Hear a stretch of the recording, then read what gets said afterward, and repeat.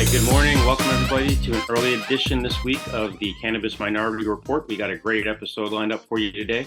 We have the Chief Equity Officer of New York's Office of Cannabis Management, Damian Fagon, on with us today. And we also have the first of our co-hosts we'll have a handful of alternating co-hosts that will be joining the show. Today is Villamin, who you may remember from being a guest on the show a couple weeks ago, and is also the chair of our state regulations committee here at the NCIA. So we're going to go ahead, like usual, and jump right into the news and highlighting some businesses as well, and then we'll get into a great conversation with Damian. I know it's going to be awesome. I've had the pleasure of working with Damian. I'm going to give a better introduction in just a minute, but first we're going to get into the news. So, all right. So Kay, actually, I'm going to hand it over to you. And what do you got for us today? What's going on in the world of cannabis? Thanks, Mike. So we'll keep the news short today because we have a lot to talk about with Damian. Some of the headlines that hit actually very recently, brought to us by Marijuana Moment, is that a new bill was introduced in Idaho. A new bill designed to provide a very tightly regulated system of medical cannabis was introduced just on Friday morning in the Idaho House of Representatives. The House Health and Welfare Committee Chairman, John Vanderwood, he introduced the House bill called the Idaho Medical Cannabis Act, which is a personal bill on the floor of the Idaho House just last Friday morning. So he took an unusual step of introducing the bill as a personal bill rather than following the more traditional practice of bringing a draft bill to a legislative committee for an introductory hearing. And typically in practice, personal bills do not advance because they circumvent the committee process and are often introduced to start a discussion and lay the groundwork for future policy discussion. So what does the Idaho Medical Cannabis Act allow? Under the new Idaho Medical Cannabis Act, patients with a significant medical condition such as cancer, AIDS, ALS, wasting syndrome, epilepsy, Crohn's disease, or any terminal illness would be eligible for a medical cannabis card, and it would be valid for up to 1 year before renewal. The bill would also allow for ingestible cannabis processed as a pill, a droplet, tablet, or chewable containing up to 10 milligrams of THC, which must be obtained from a licensed Idaho pharmacist. This bill is not going to allow for cannabis in its raw form or allow for cannabis to be smoked or vaped. So under the bill, cannabis producers would need to obtain a license to grow, process, and handle cannabis. Producers would also be subject to background checks and inspections. So, a lot of surrounding states are already allowing for medical cannabis around Idaho, such as Utah, allowing for recreational cannabis, Oregon, Washington. So we shall see how this all plays out. Yeah, no, it's interesting to see Idaho. I think Idaho is one of the last holdouts in this entire country. I think we have Kansas, Idaho, and maybe there's one or two others that are just have completely zero program at all. So interesting to see that, and curious to see how it was introduced because this is so now it's going to be a conversation for another 2 to 3 years before they finally do bring something, or maybe they'll move a little faster. So hopefully we'll get to see something soon. I'm curious to see how they're going to handle equity and social equity in the state of Idaho. And curious to see how this will also affect, Washington State. I know that Washington has, some of those border dispensaries, so to speak, right? So, no, thanks, Kay. Thanks for bringing that up. You got anything else for us today? Yeah, actually, one very interesting piece of news here coming from here in Illinois that headlines: Illinois property combines marijuana store and alcohol sales under one roof. So I know we're gonna, get a lot of eyebrows raised on this one, but a store in suburban Chicago actually opened up with a liquor license attached to it. So OK Cannabis and Westtown Bakery Cafe in Wheeling, which is the suburb outside of Chicago, is combining retail, baked goods, a cocktail bar, and an event space under one roof in a move that's being billed as the first in Illinois and one of the few nationwide. So it's a concept from the 50/50 Restaurant Group, which is a hospitality group that has many restaurants and lounges and bars around the city already. And what they said, the co-founder of the 50/50 group said, we're really trying to create more of a gathering place that people can make part of their lives, whether they're there to buy cannabis or not. So the ownership of OK Cannabis, which is actually a social equity licensee, includes Charles Mayfield and Amaya Power, who's actually part of the Indian American and a former Chicago 47th Ward alderman, actually. So they plan to open 2 or more of these OK Cannabis locations, one actually in Chicago in the city in the Westtown neighborhood, and another in suburban Evanston. So we should see how it's going to be very interesting how that plays out. Very curious to see, especially as we are also in the consumption space, how that's going to play. I know that it's always a question of how sustainable and viable consumption lounges are, and so bringing other forms of revenue makes sense, but to combine it with alcohol and other forms like retail, this is going to be a very interesting business model to Yeah, really excuse me, really curious to see how this is going to play out because aside from the fact that from a licensing perspective, this is something we haven't really seen before, there's also just the practical aspect of people consuming both at the same time, alcohol and cannabis, and maybe there will be a rule to not consume both at the same time, but how are they going to actually enforce that? right. And really curious to see how this is going to play out. You did mention that you're in the consumption space. Those of you who don't know that are listening today, Kay, of course, is the co-founder of Hush Chicago. They do experiential events in Chicago as well as recently in Vegas. But yeah, that's a real head scratcher that they were able to get that through and be able to get their permits and their licenses on both aspects of things. I'm assuming that they are not under the same address. Do you know if they were able to kind of like game the system? And not trying to say they were gaming the system, but so to speak, be able to put this underneath a couple different addresses and under the same roof, or is it all in one address? It seems like it's one address right now, and so there is a lot of questions on how this is being allowed, considering we have bills on the table regarding consumption and events that hasn't even been moved for a few years now. So lots of questions, lots of investigating to do, but very, very curious to see if it's actually gonna be open and in operation. Awesome. Yeah, and just to throw out here, I think that it's great to see that at least we're seeing creative solutions to how do we create a more viable model for the Right. consumption lounge, because some states have made the consumption lounge where it's literally just cannabis consumed on site that's able to be sold, and we know that's a very challenging model.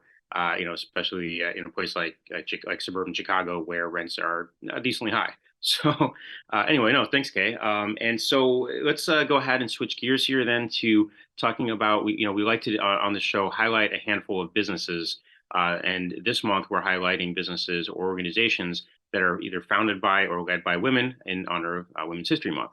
So I got a couple lined up that I wanted to definitely make sure we give some shout outs to and some love towards. But Kate, did you have any that you wanted to address first? I wanted to shout out a colleague, Soul and Wellness, Tiffany Williams here in Chicago, who has been in operation for a few years now. Provide her services provide medical cannabis cards for patients, and so she's been servicing the community, doing it just her and her parents alongside her. So just want to highlight her and give a shout out to her. Awesome. And a couple of organizations that I'd like to highlight. One of them, of course, in Chicago, actually, Illinois Women of Cannabis. This is headed by Amor Montez. And this is an organization that, as it sounds, Illinois Women in Cannabis really supports, highlights, features, and uplifts women in the cannabis industry. And what I really love about Illinois Women in Cannabis is that they are an extremely diverse group of women leaders. I just saw a post by Nefer, and I don't know how to say Nefer's name very well, so I'm going to go ahead and skip that part of it right now. But Nefer is a very strong leader in the industry, and I saw a post of hers on LinkedIn. Actually, I think it was this morning that said something along the lines of the progression that she's gone through in since being a part of Illinois Women in Cannabis, and that's to me what was really remarkable. Was a lot of times we see these organizations, they come on the scene, they do something for about a year or so, and then things kind of fall apart. What I've really appreciated about Illinois Women in Cannabis is that they came on the scene a few years ago, and it was definitely a challenge to figure out how to be in the space, right? But over the years, we've seen them grow now to where they have an amazing conference, it sounds like, that happened just this last weekend. And there's so many great supporters throughout the entire Chicago area. So really great to see Amor leading the charge. And I know diversity and equity and inclusion has been at the forefront of their mission since day one. I know UK and your business partner Vanessa have been involved with them also since early on. Um, so Illinois Women in Cannabis, much love to you all and all the work that you're doing supporting women in the industry out there in Illinois, setting a really good template for what can be done in other states as well. Um, Another association, which is the Indigenous Cannabis Industry Association, is the executive director is Mary Jane Oatman, who will actually be a guest here in a couple weeks. And Mary Jane Oatman, for those of you that don't know, has been really just leading the charge in advocacy for Indigenous cannabis for many years now in Washington D.C. as well as around the country. And so, Indigenous Cannabis Industry Association (ICIA) was founded, I believe, last year and really merged a couple of different organizations together, including an organization that Mary Jane had originally founded herself. And so, seeing what they're doing, they had a conference last year or summit last year in Washington D.C. It happened in, I want to say it was in November. Very successful. A lot of people showed up and were able to advocate there in DC. Set some great meetings with folks, and so looking forward to seeing how that goes. Because just to be frank here, as we talk about diversity, equity, inclusion in the industry, something that we have often left out, and when I say we, I mean as an industry, has been making sure that we do advocate for the indigenous rights within this industry. And it's something that is very, to be quite frank, complex for a lot of us that aren't familiar with the issues. And so we often sometimes, what's complex and what's challenging sometimes gets left behind. And I think that we need to do a better job as an industry in recognizing that, okay, let's have these conversations. Let's learn about the situation so that we can move forward equitably together. Inclusion always takes time. It always takes a little bit of an extra effort, so to speak. And I think that this is something that is very important for us to do, is to work together and to make sure that we are working with our Indigenous leaders. So anyway, that's my take on things. Just want to throw those things out there today. As we segue now into the conversation that we're about to have here with Damian, I do want to mention that we are looking to be in New York. When I say we, the NCIA, we have our industry social on April 27th. That's going to be in New York in conjunction with MJ Unpacked, the conference coming up at the end of April. We also are looking to do one of our stops on the Equity Workshop Tour. It's not official yet. We're eyeballing April 29th.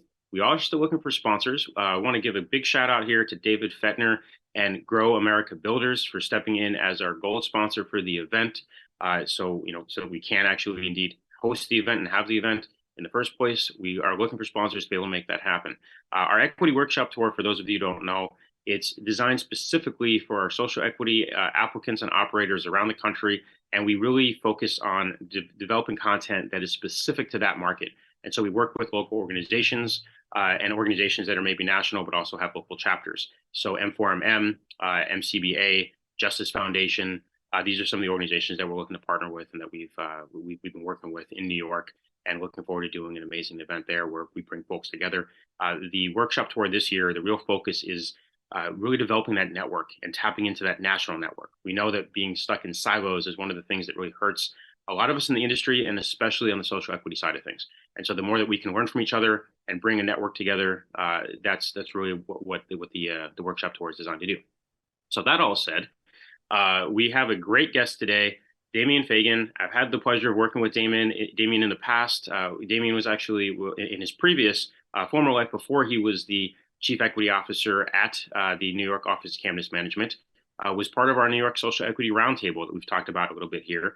That roundtable has been going on for about a little over a year now, made up of over a dozen organizations, again, national organizations as well as local organizations with equity at the forefront, especially in New York. We've submitted several public comments. We've had great conversations with Damian's office in the past as well, really building what we can to build a positive conversation around how do we form greater equity. So, Damian, I have here the formal your formal bio, which I am going to read off here because I think it's really you don't have to read it off. I don't have to read it off. All right, cool. I was a farmer. I was a teacher. I was at a nonprofit, and now I'm here. Oh, so there you go. Keep it simple for me. Yeah. But no, look, what I've said often to people about New York is people ask me all the time about equity in New York and how is it going to work out. And I've said to folks, and I'm not sitting here trying to blow smoke, but I really appreciate in New York the way that your office has been constructed, where it's a very diverse office that also has a lot of experience in the cannabis industry to begin with. And I think that's really a large part of where it starts. So, Damian, welcome to the show and congratulations on the position. I don't think we've actually talked since you actually took the position on. I know you've been pretty busy. I haven't even talked to my parents, really. There you go. Yeah. So really appreciate you taking time to join us today. What can you tell us about, just in general, how's the rollout going in New York before we get into any more specifics? How is everything going there? Yeah. I mean, so it is going according to, how we want it to in terms of licensing rollout. But sorry, someone's trying to walk my office. But the pace at which that's happening is obviously running into some challenges. And I think that, I knew coming into this job, this was about to get difficult and messy because I have, studied the social equity rollouts of every other state. We actually did this recently because I was talking to Shailene Title in Massachusetts, and I was asking about the early rollout in Massachusetts for social equity, what that looked like from her perspective as a regulator, because what I'm looking at is just like a lot of crazy articles, a lot of takes, a lot of attention for some reason on every single particular detail of what's happening. And it was the same thing in Massachusetts. It was article after article, like delays, drama, a lot of local media outlets who never looked at cannabis in the 40 years it was illegal, all of a sudden are just dialed in on this. And if you Google states and social equity in cannabis and rollouts, like you'll see every state has had this kind of coverage, hyper-focused coverage on the rollout. I think in New York, it's a specifically powerful narrative to a lot of folks here because prohibition was so damaging, so traumatic for so many communities, and because the idea of cannabis is so thoroughly lodged in the culture here in New York that there's a lot of attention specifically paid to this. And so, I think we're opening up 2 more dispensaries this week. That'll bring us up to 8 total across the state. We were hoping that number would be higher by now, but it's ultimately dictated by the pace at which our licensees are ready to open their dispensaries. Not all of them are walking into these turnkey retail locations that we were intending to have open for them. So a lot of them are bringing their own properties to the industry, and so it's taking a little time to get those properties up and running and compliant. But we have a couple more opening up this week, and we're very excited to keep rolling out dispensaries through the summer. Awesome. I appreciate that little bit of background. For further background, just to be clear here, those of our audience that aren't aware, New York has a specific license type called the card license, right? CAURD. And as we start developing, so what is the card license, and what are the other types of licenses? Are there other types of licenses that we should be expecting? Like, are these justice involved? Yeah. Can you give us a little bit of a background on that, so we understand?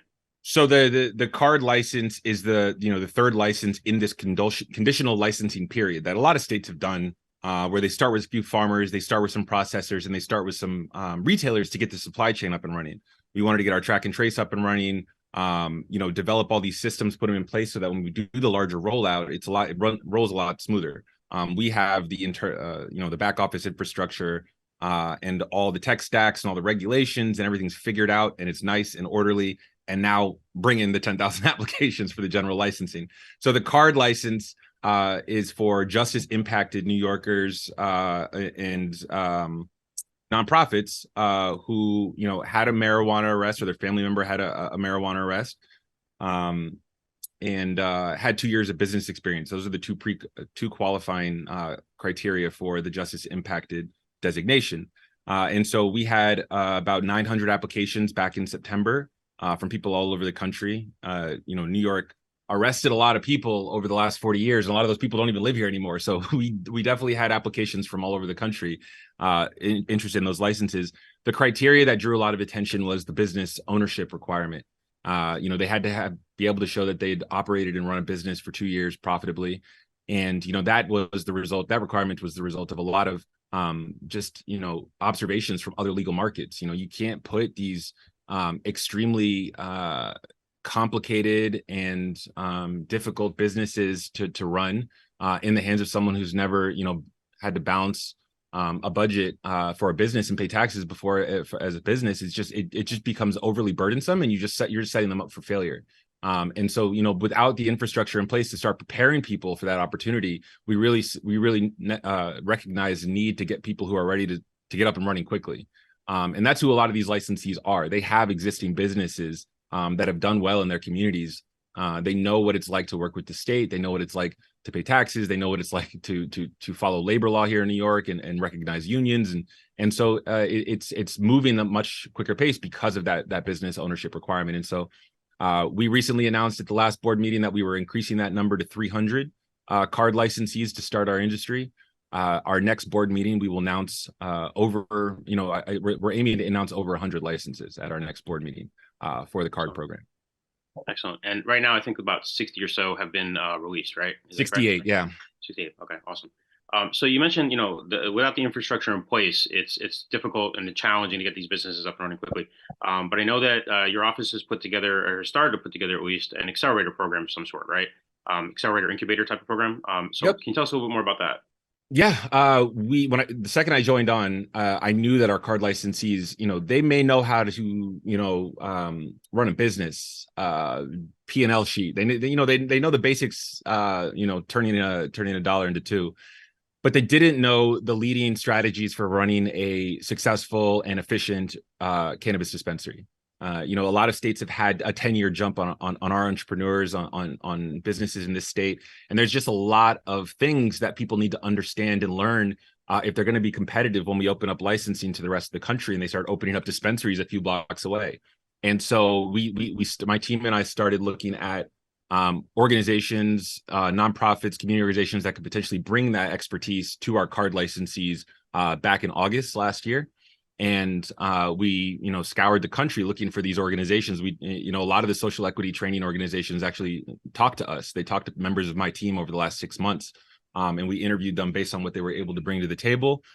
We ended up settling when we found Our Academy, which is a social equity accelerator out in Los Angeles that has done some incredible work, bringing up social equity brands and retailers and getting people licensed, getting them up and running, compliant, training entrepreneurs. They had just recently done a class of New Yorkers in last year. And so they'd also done stuff with MJ Impact and the Money Stage. And they had this wraparound services that really took someone who wasn't in the cannabis space all the way through to launching a business that's ready to present to investors on the Money Stage at MJ Impact. And we were just blown away with their wraparound services and their expertise. And so they will be running a 20-week accelerator for our card licensees started last week. Actually, they did the first 3 classes last week, but it'll all be virtual from here on out. They will be matched with a mentor who either runs a dispensary or has experience running a dispensary. They will get pro formas, tech stack advice. They will get SOPs on how to run a dispensary, how to move SKUs through the store quicker. Digital marketing, everything that every top dispensary in Los Angeles knows will be brought to our dispensary owners here. And so they'll do that first cohort, over the next 20 weeks, and then they'll do a second cohort for the other half of the card licensees after late summer.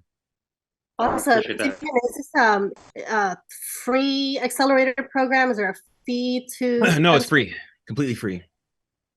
And so it'll also be available. So we'll offer it virtually, live, in person, with the mentors and all the wraparound services to the first 175 card licensees.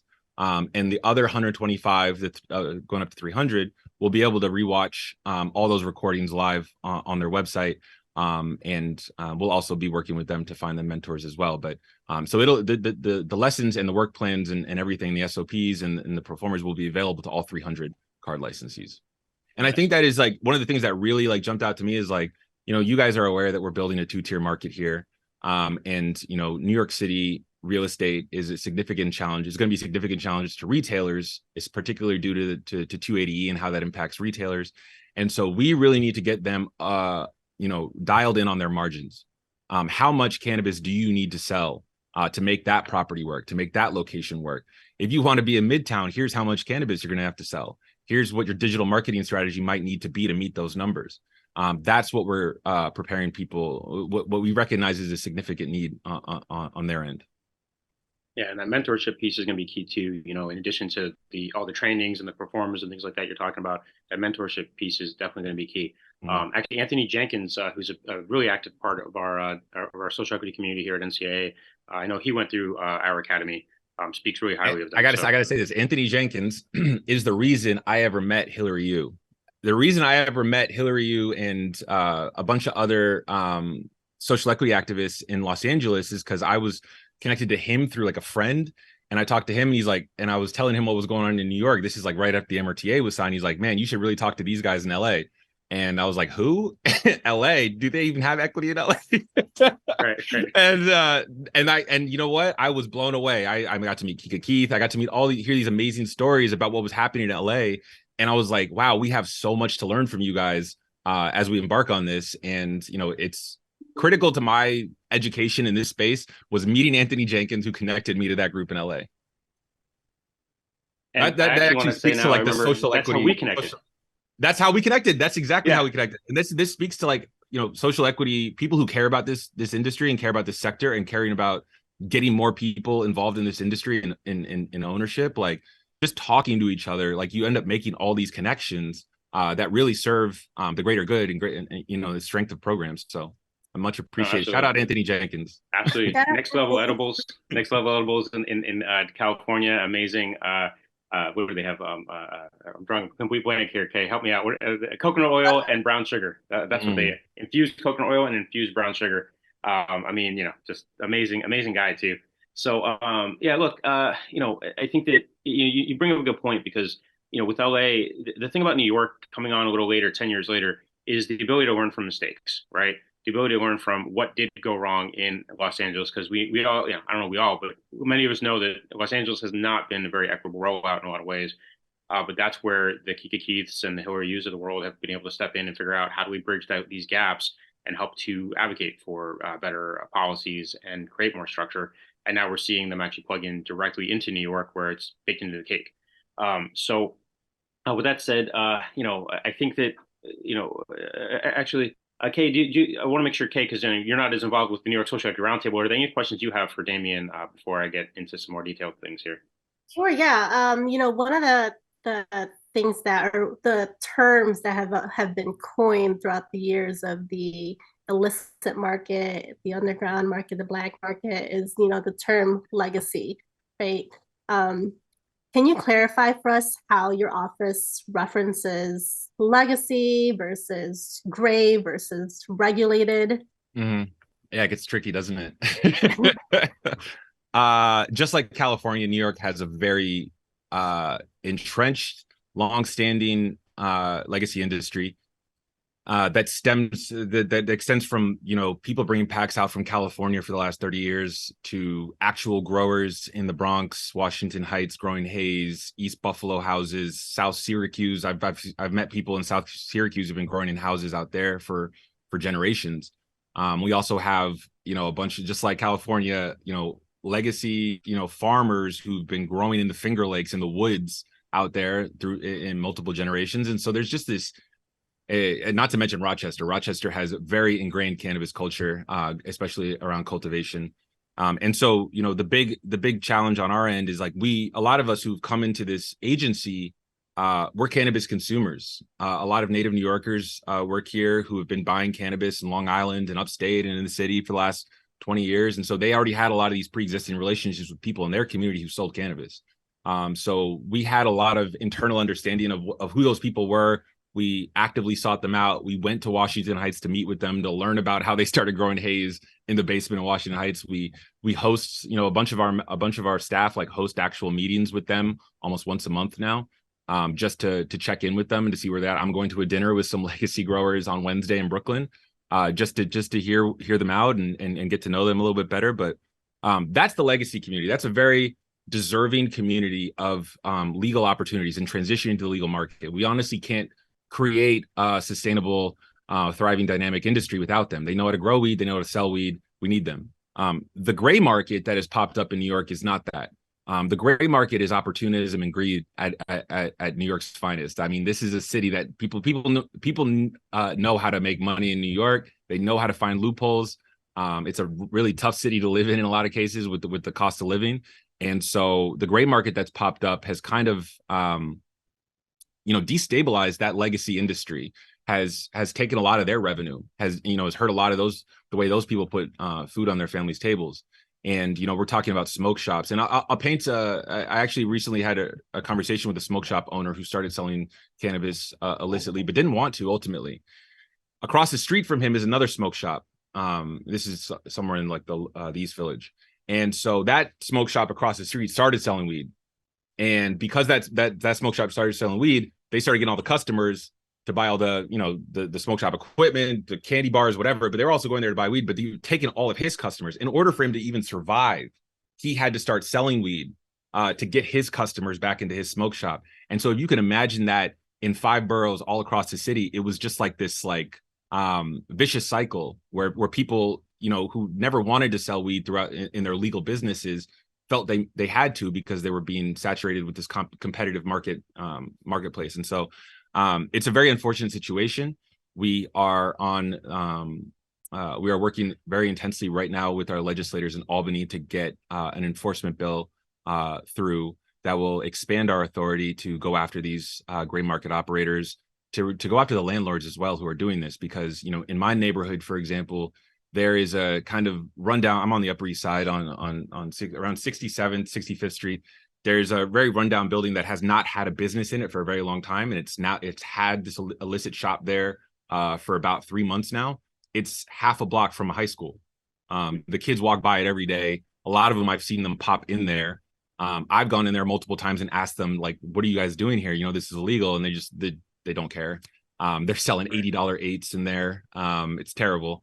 And so, with this new legislation, we'll be able to go after the landlords, the person who owns that derelict building, who wasn't been able to rent it out to another business, I guess, and really, call into question their certificate of authority to even operate a business at that location. Do you have like a liquor license in another location? Do you have do you have other businesses? Like this is indicative of how you manage your properties, where there's illicit drugs that are a public health challenge half a block from a high school. That's a problem. And so the new legislation and our efforts now are really to just bring in more stakeholders to assist us in enforcing the law. So that would be the state tax authority and local law enforcement as well. No, appreciate that. I know in California, especially in Southern California and LA, this has been a major issue, all the different shops down there. Is this a different strategy that you guys are using with going after the landlords as opposed to the shops? Like, I mean, how do you expect to be able to, It's a different strategy, because going after the individuals running these locations it's the war on drugs 2.0. They are, like I just told you, someone who's responding to some competitive pressure to save his business. That business he may actually need to send his kid to college or to, just pay his rent. And so, punishing that person on an individual level, yeah, it'll sort of stop it there, but it'll also just be an endless game of whack-a-mole. Right. If you create an environment where you're just punishing people who are responding to that kind of pressure, they'll still respond to it at another location. They'll still have to make money. But if you end the ability of landlords to provide locations to do these businesses, it really will put an end to the gray market quite quickly. And hopefully, if enough of these guys didn't actually get a cease and desist letter and get locked into our system, just wait for a license. I have met with a lot of these guys and I've explained to them, this is not how you get a liquor license. This is not how you do business. Like, this is not how you do any of your other business. And so why this? Why now? And in a lot of cases, it's just opportunism. They've talked to their lawyers, who talked to their landlords, who said, like, we can make a quick buck here. Yeah, we'll piss some people off, but it might be worth it in the end. It's just really short-sighted and really unfortunate, especially because this is a city that just came out of 40 years of prohibition, where, we have all this stigma. We have so much stigma around the cannabis plant, all this perceptions of criminality and neighborhoods in decline. And they're just re-stigmatizing this plant all over again in the eyes of New Yorkers. you're making it so much Absolutely. harder for our licensees to actually get up and running and succeed, because all these parents are pissed, all these community boards are pissed. Right, Everyone and is they seeing equate that, yeah, they yes, equate that with legal cannabis, and they don't exactly. realize that no, legal regulated cannabis shop also has a security person that checks Yep. IDs and Yep. registers It looks a folks and lot so on and different. so forth. Looks very Yeah. different. So just something real quick here. Are you familiar with ASTM's legacy operator definition? No. So ASTM, they're the standardizations organization, and so their definition that they're looking to get adopted, that we're right now considering within the Social Equity Roundtable, is legacy operator. Is a legacy operator is an individual who commercially, from the majority of their income, or sacramentally or ceremonially distributed cannabis outside of the legal framework during the period of prohibition for a minimum of 5 years before legalization. That sounds very Mhm. similar to what you were talking about when you said how your office views legacy. So Yeah. it sounds like there's some potential there to have that language adopted or something like that adopted, maybe Well, moving forward. I will say, like, this question of like finding some sort of like legal pathway for legacy has been on the table in New York for the last 3, 4, 5 years now. It's not, the answer is not coming to us, and it's not coming in time for this industry. And so what my team has been focused on in our conversations with legacy operators, we've actually realized that a lot of these individuals have lived or currently live, or at some point in their lives lived, in communities disproportionately impacted by cannabis prohibition. And those communities are prioritized under the cannabis law for access to licensing. So the Okay. South Bronx, East Brooklyn, a lot of parts of Queens, East Buffalo. So we're actually, intending to go out later this summer and meet with a lot of these legacy groups in these cities and in these populations to tell them, if you can find your leases from these years, if you can find your, your tax returns from these years or whatever that says that you lived at these addresses, you actually will qualify for priority in licensing if you want a cultivation license or a retail license. And so it's about finding other ways to meet them where they're at, as opposed to, trying to create this new definition of legacy that will immediately just get challenged by a lawsuit. Got you. So now you mentioned the CDIs, the communities disproportionately impacted. Is that something that folks can find? Have you already defined what these are within the different counties? Could people Um, go to your website and find this information yet? Where are you at no, with so that? I'm looking at our arrests and convictions right now on another page, because we're almost done with that analysis. But the state of New York arrested 1.3 million people over the last 40 years. And so over the last 6 months, 7 months, my team has been manually and using, code as well to clean all those addresses, because this is an officer saying, like, where do you live, and writing down their address manually. Then it was uploaded into a system. And so it's missing zip codes, it's missing addresses, it's spelled wrong, whatever. Queens is a nightmare because the addresses there are crazy. But we are about 75 to 80% done with that address cleaning. And so we expect to release a map in June, July, that will allow anybody in the state of New York to go look at where these communities were. And it's not going to be a surprise to most. It's the South Bronx, it's Washington Heights, it is Inwood, it is Jamaica, Queens. And so but there will be a mechanism by which people can actually find out if they qualify as an individual from these communities. Awesome. I appreciate that. So people can keep their eyes out and open for that. We'll make sure to report on that here on this show as well. On this note, so with the CDIs, is this also where, because I know that New York has this community reinvestment fund, right? That where Yeah. 40% of tax dollars, sales tax dollars, are being put in this community reinvestment fund. Is that also going to affect that? Like, is this where the money would go into? That's where the money goes. Yeah, Okay. the money goes for projects in those communities. It goes for scholarships in those communities, reentry services. There's we've talked internally about how far this money could go in terms of paying down medical debt for people in those communities, and reentry services, workforce development, everything like that. Awesome. So not just cannabis related, but actually like really community reinvestment. No, Okay. yeah. So the I money that's appreciate going to that. go back into to help the businesses is actually going to come through our office first. So we'll have our own social equity money within the agency to use to support those businesses, but the community reinvestment fund will be totally separate from that. Got you. Okay. So on this note, one of the things that our roundtable had advocated for, I think we sent a letter to your office. It was I'm going to read the name of this here: a community advisory committee for economic inclusion and expansion. So this would be in addition to the existing advisory board for the Cannabis Advisory Board. Is this something that you guys see as a viable thing? I know that we haven't had a discussion about this yet, but is this something that you all look into? I know in Michigan State, it's something that they did, which is actually where we modeled this after. because in Michigan they have their regular advisory board, but then we realized that that covers everything cannabis related.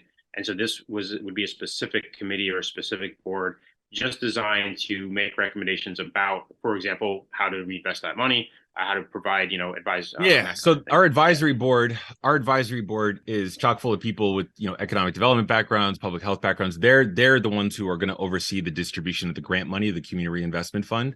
I think specifically you're talking more about like the economic development associated with the rollout of the industry. Yeah. That's covered. Both. Yeah. So that part of the work is covered by my team. So I think this is actually unique in New York. We're the social and economic equity division at the agency, and that's kind of so economic development also falls under our mandate, and that includes like ensuring that there's geographic diversity in the rollout of this industry. An example of that, our social and economic equity plan, which is coming out at the next board meeting, I think hopefully in May. It will have an economic development strategy tethered to it. And an example of that is, we have a micro business license. The micro business license is modeled after our craft beer industry and our wineries. And we have a very established multi-billion-dollar tourism industry in Long Island and the Finger Lakes and Hudson Valley, where people can actually go to bed and breakfasts at craft breweries or whatever. We're going to replicate that with cannabis farms and micro business farms that are coordinated with the tourism initiatives in those areas. So we can build upon those and actually take advantage and leverage those established tourism destinations to sell cannabis. And so there will be a very strategic economic development approach to the way we roll out licenses and to where we roll out licenses and what types of licenses are available to people in those communities. Okay. I appreciate the thoughtfulness that you guys are putting behind everything. It sounds like I know that the what we see on the outside is a lot of questions. We end up with a lot more questions than we have answers. So it's good to talk to you and kind of see that you guys have a plan behind the scenes and how you're approaching things. I am just going to say from my own experience that I think that it could be helpful to have some kind of an extra advisory board to be able to help with the efforts of your office, because you all are how many people, and it can be a challenge sometimes to get that stuff done. But yeah, I also understand, things have to go. There's also an administrative cost to managing advisory boards. Right, that's true. I will say they don't just work for themselves. Right. So, all right. I think I had one more question here for you that I definitely wanted to ask. Is just so this is regarding you did mention earlier the fund for the dispensaries, right? I think it was originally going to be a $200 million fund. I believe I think you've raised about 50 million so far. There's 50 million in state money in there, yeah. Right. And so what's the plan basically for getting the rest of that money in the door? Is there a plan B? How are you all planning on approaching that? Because I know a lot of folks that did go through the application process and that really been trying to figure this out and put some family money into this. We're really counting on a lot of that money, right? So what's plan B right now? Yeah, I mean, it's a very unfortunate situation, and I think a lot of first of all, I'm not privy to those fundraising conversations. That is DASNY and the Social Equity Fund, the group that won the RFP for that. They are managing that, but I do get asked about that a lot because it's called the Social Equity Fund, and I'm the Chief Equity Officer, and so it's important for me to still talk about it because we will have our own loan program, our own grant program within the office as well. And so obviously watching how it's going for them with the public-private partnership is informing a lot of our own work as well. But let's just say that $150 million raise from the private sector right now, given where the capital markets are at, given where the newness of this industry and also the very well publicized layoffs in the cannabis industry, it's not stirring a lot of confidence with investors in the private sphere. And so a lot of the bigger companies who are criticizing, their ability to raise this money couldn't come close to raising that money right now. No one would give them that money. They lose that money pretty much every quarter. But I think that it was unfortunate timing with what happened to the capital markets in terms of our rollout of our industry. We are trying to stretch that $50 million that they do have to ensure that it can actually help as many of the card licensees as possible. But one of the reasons that we decided to expand to 300 is because after our first initial licensing round back in November, where we gave out 38 licenses, at least 10 to 15 of those licensees, we started talking to them for the first time because they were no longer applicants. We actually started hearing their input. They're like, I have property. My cousin has property. I can open here. I can get that. I can get this money. I don't need to wait for this. And so, that opened our eyes to, by opening up this licensing to people who had this business experience, like they already had existing businesses. I know I just met one of our licensees in the Bronx who owns gas stations up there, and he's already got his location right on the border with Westchester, and he's going to open in June, July. And so a lot of these individuals have the ability to do this without the fund and without DASNY. And I think that we've always just wanted to provide them with the flexibility to either, wait to see if we can continue to raise this money and get this one of these locations. If this is not something you want to do without the fund, without DASNY, you have to wait. If you are ready to run, ready to go. If you have they can also have open a delivery service too, if I'm not mistaken, right? Yeah. And a couple of those are coming online in the next few weeks, next month or so. So they can get their brand up and running. They can get their website up and running. They can do that customer acquisition. They can start making some money without the huge overhead of a retail brick and mortar footprint. And so a bunch of people are taking that option. A bunch of people are finding their own locations, and a bunch of people are opening up with DASNY. We just opened up, our last 2-3 dispensaries were opened up at DASNY locations. We're opening up another one this week.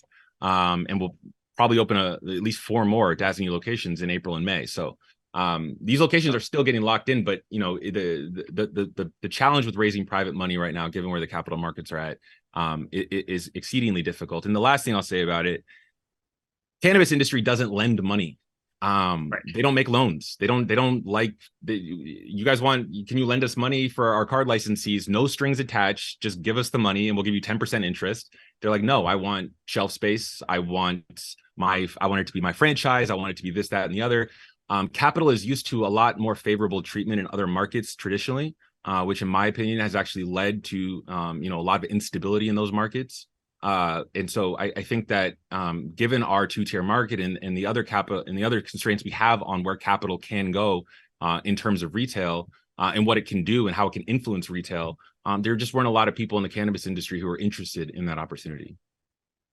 That makes a lot of sense. The last thing I think that comes up for me here too is then, because I think that, one of the things that we were definitely, concerned about, I would say, at the roundtable was what you mentioned with that business experience, right? I get it. I understand the premise behind it. And also now that we're seeing kind of how it works in practice, where some of these folks, because they've been successful in business, they have other aspects of, they have access to some real estate. They're able to get themselves up and running. Is there a plan to kind of change that definition at some point in time, so that, to your point earlier that you made with the accelerator now going on, as the accelerator does get more momentum, where folks that have been just as involved, just as impacted, but maybe don't have that 2 years that they can show on paper that they had. The 2-year requirement is not happening again. Okay. That was to start the industry. That was a special program. The Cannabis Control Board has the authority to issue new licenses. They issued a new license, issued different regs for that license. The social equity licensees the definitions are right there in the regulations and in the cannabis law. A marijuana arrest from a community disproportionately impacted, distressed farmers, service disabled veterans, MWBEs. That's my focus. The Justice Impact Acted definition was a limited license that was used to start the industry, but it won't be replicated in subsequent rounds of licensing. Got you. Okay. I appreciate that. All right. Well, we're going to take a quick break here right now. Come back with our game, Canna Quiz. We're going to see how Damian fares. I know, Kay, I'm gonna put you on blast here. I know you didn't fare too well when you were on here a couple weeks ago, so we'll see how Damian does and if he can beat you. So anyway, we'll come back in just a minute. Vince, take us away. Well, here at the National Cannabis Industry Association, we have proudly represented small businesses across the cannabis industry since 2010. We represent Main Street cannabis, not Wall Street cannabis. We have come so far in this fight to legalize cannabis that it seems that it's almost inevitable, and we're the ones making sure that as those rules are written, they favor small businesses, mom and pop operators, and Main Street cannabis, not Wall Street cannabis. In addition to making sure that your voice is heard at the federal level, being a member of NCIA also means building a vibrant community of small business owners within the cannabis space. Because we can always learn so much better by working together, learning from our mistakes and our successes, and building this industry together. So if you're interested in making sure that small businesses and Main Street cannabis has a seat at the table, Be sure to join NCIA at thecannabisindustry.org.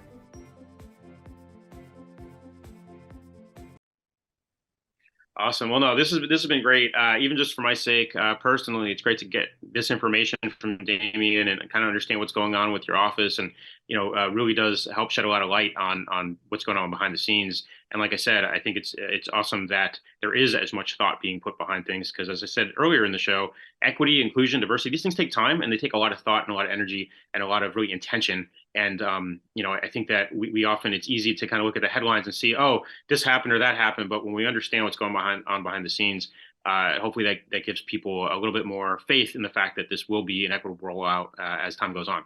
Yeah, so and I just want to, can I just say one thing to that? Absolutely. One thing that hasn't been covered in the press, and a lot of things have been covered in the press, but after we open up these 2 dispensaries by the end of this week, 6 of our first 7 dispensaries are either owned or run or partially owned or managed. The CEO is Black.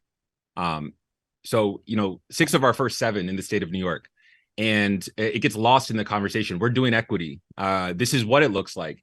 It definitely has some speed bumps there, but if you're doing equity work, it's not just corporate social responsibility. It's actually putting licenses in the hands of people who deserve it and who haven't been given those opportunities before, and letting them run their businesses, not running it for them. Right. And so that's what we're doing, and that's what we're going to keep doing. Oh, that's refreshing to hear, because I mean, like Chicago, for example, I think it was literally the opposite. I think there was 0 Black-owned, operated, managed dispensaries at one point in time. I think going back into the medical space when they came out of that. So that does get lost in the conversation, I think, and it is something that we've seen in other states has not happened at all. So really good stuff there. All right. Well, we got a couple questions here for you. The way it works is just basically a multiple choice quiz for you. We got 2 questions lined up. And it's nothing you could prepare for necessarily. So we're going to go ahead and jump right in. So normally ask about wacky regulations around the country, but we realize that as a regulator, maybe that's something you've been studying. So we decided to go a little bit of a different direction. Here we go. The cannabis plant is becoming more and more known for its effectiveness as a fibrous building material in applications like hempcrete or spun hemp plastic. What ancient site was likely helped constructed with cannabis, if not aliens, of course? What ancient site was constructed with the help of cannabis, potentially? Is it Easter Island, Egyptian pyramids, Stonehenge, or Machu Picchu? Easter Island, Egyptian pyramids, Stonehenge, or Machu Picchu? Stonehenge. So in 2012, the CSU Long Beach archaeologist proved that all that was needed to position the statues on Easter Island was hemp rope. So by attaching 3 hemp ropes to the statue and having a team of 18 people rock it back and forth until it walked, they were actually able to get this this massive stone about 100 meters in less than an hour. So showing that the Easter Islanders would have been able to do something similar. So yeah, Easter Island, like the big myth, the big legend. How the hell did this thing come out to be in the first place? The answer, of course, hemp rope. So it shows you hemp is something that is here to stay. It's been around for a long time. So Stonehenge was definitely aliens then. Stonehenge was aliens. Yeah, Stonehenge was aliens, and that makes sense. Egypt was just, I think, a miracle marvel, and Machu Picchu. I mean, I don't know, that's at such a high altitude. All right, so now we got another one. One more here, a fun one. We all know that cannabis consumers can be enthusiastic, of course, about 420, right? 420 is a big holiday in the industry. April 20th. It's a number that pops up all the time. People like to burn at 420, so on and so forth. So, what state in 2013 had to remove the 420 mile marker from their highway and replace it with a 419.99 mile marker because the 420 sign kept being stolen? It's Colorado or California, 100%. Well, so we got Utah, Colorado, Oregon, and Idaho.